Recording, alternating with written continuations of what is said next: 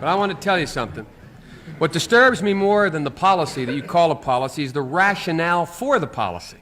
The rationale for the policy. You set out 4 principles that you adhere to, and then and I will go over them in a moment. Then you say on page 14, we must not become part of South Africa's problem. We must remain part of their solution. We must not aim to impose ourselves, our solutions, our favorites in South Africa. Damn it, we have favorites in South Africa. The favorites in South Africa are the people who are being repressed by that ugly white regime. We have favorites. Our loyalty is not to South Africa, it's to South Africans.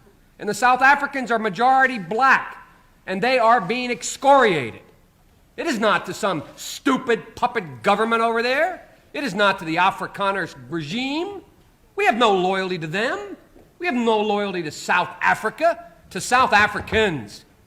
And the fact of the matter is I listen to this rationale first of all. It is the leaders of South Africa and their people, black and white, who have the majority responsibility. They must rise to it. Well, they are rising to it. They're rising to it. The only thing left available to them with that repulsive, repugnant regime of Afrikaners there. And it's the only way they have. They've tried everything for the last 20 years.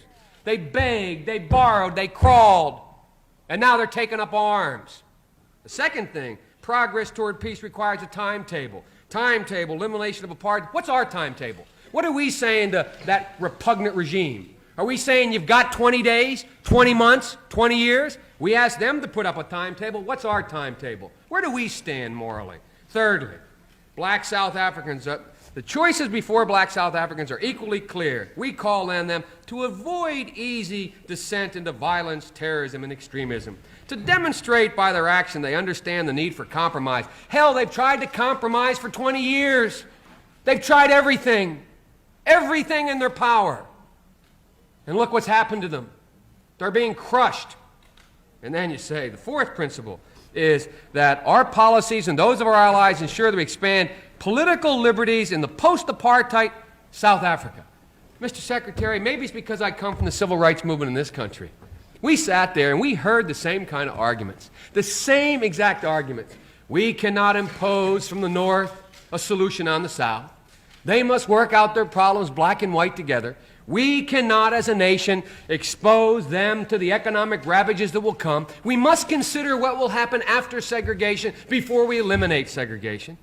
My Lord. And finally, that is not an accurate let me read parallel. Let me because read it. We don't say we have to consider what happens after the end of apartheid before we end it. We have said again and again and again that it's an abhorrent system, and I can be just as emotional as you can about that, and it needs to end.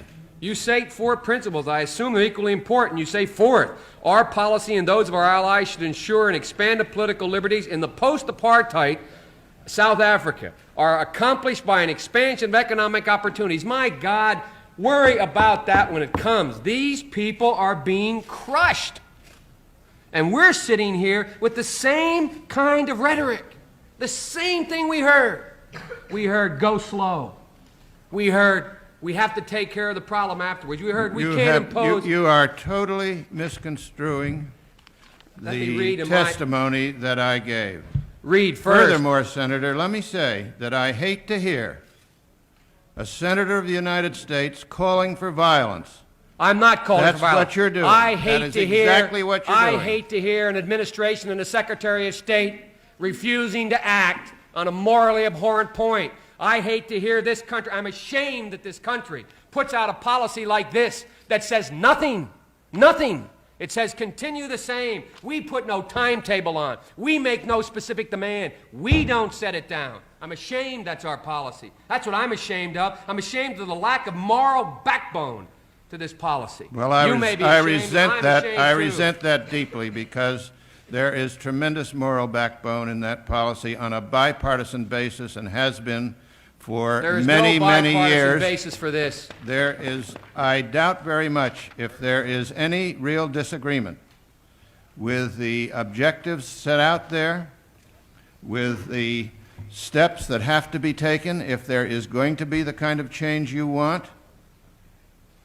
There is no other way but to get those things to happen. The only way now the question is, what can we do that will get those things to happen?